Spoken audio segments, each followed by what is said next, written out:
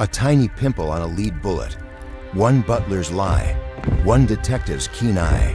That small imperfection changed crime-solving forever. This is the first recorded forensic ballistics breakthrough. The case is now known as the Butler's pimple. In the summer of 1835, England was a nation in flux. Steam and factories were reshaping cities, but provincial policing lagged far behind. Outside London, there were no professional police forces. When serious crimes occurred, magistrates often called for help from the capital. That help came in the form of the Bow Street Runners. They were London's first real detective force.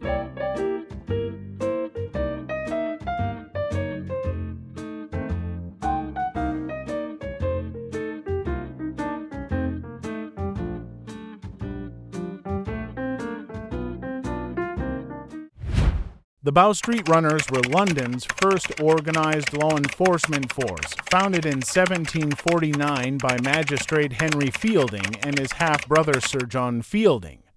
Operating from the Bow Street Magistrates' Court, they investigated crimes, apprehended suspects, and patrolled streets and highways. They earned £1 a week. They also received rewards for successful convictions. The runners were equipped with handcuffs, pistols, and sticks. This made them far more effective than the amateur constables of the time. Highly successful at reducing crime, they influenced the creation of professional police forces. This included the later Metropolitan Police.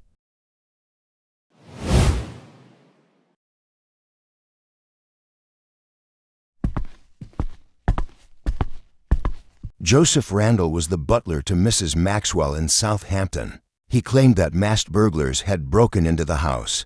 He said he bravely confronted them and exchanged shots. A bullet was later found lodged in the bedroom. To Randall, this was proof of his loyalty, but history tells a different story.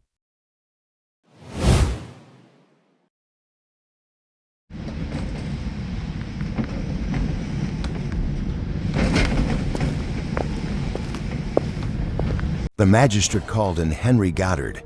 He was a principal officer of the Bow Street Runners.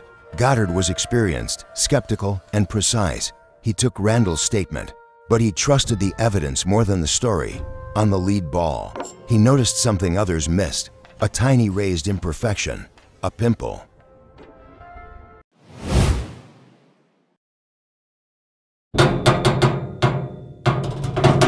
To understand how the case was investigated, we provide a short review of how bullets were made in the 1830s. Step 1. Material selection. Lead ingots are chosen. They are mixed with tin or antimony to harden them. Scrap newspaper is kept nearby for later paper patching. Step 2. Melting the lead alloy. The lead alloy is melted in a charcoal furnace. It is prepared for pouring into molds. Step 3. Preparing the bullet mold.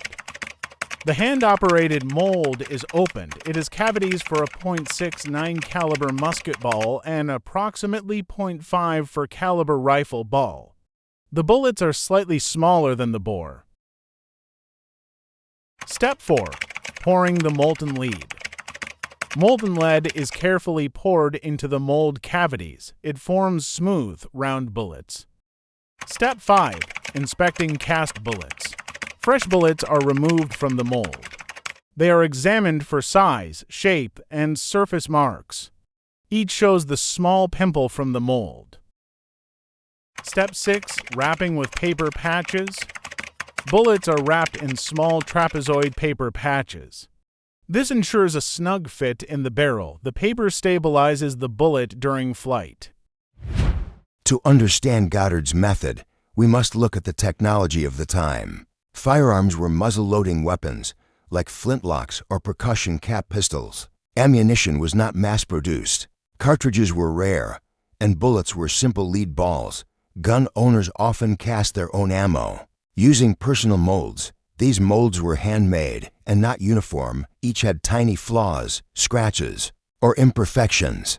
It was this lack of standardization that made Goddard's forensic breakthrough possible. Goddard examined Randall's mold and found a pinhead-sized cavity, the negative of the pimple on the fired ball. He compared it to unfired bullets in Randall's possession. Every one carried the same raised mark. The fired ball had been made in Randall's mold.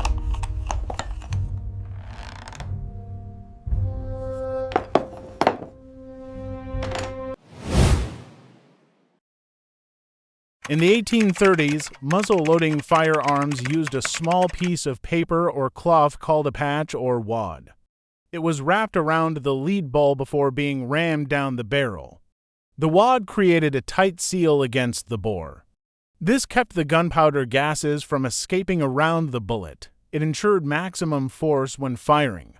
Wadding was often made from any scrap paper. Newspaper was a common choice. But Goddard wasn't finished. Muzzle-loading pistols used wads of paper to seal the bullet. The wad from the fired round was recovered. In Randall's room, Goddard found a matching newspaper. The torn edges and printed text aligned perfectly. This physical fit proved Randall had prepared the very shot fired that night.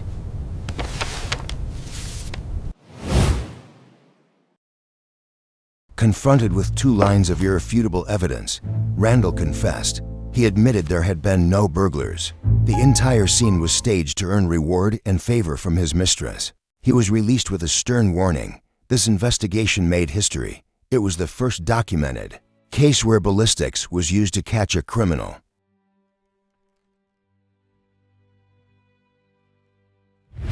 Accounts of the Randall case conflict. Some modern sources claim Mrs. Maxwell was shot and killed, making it a murder inquiry. But detailed records show it was a staged break-in, a scheme Randall later confessed to. He was released with a warning. The lack of any murder trial in 1835 supports this version. The case shows how sensational stories can distort history. Why does this matter? Because Goddard proved an important idea. Tools leave unique marks on the things they make. His bullet mold match was the first documented case linking ammunition to a suspect. As firearms became industrialized, molds grew more uniform, but new clues appeared. Rifled barrels left tiny striations on bullets. By the 20th century, comparison microscopes made modern ballistics possible. Goddard's insight still matters today. Objects always carry the story of how they were made. If you enjoyed this video, please like and subscribe. It helps us create more content for you.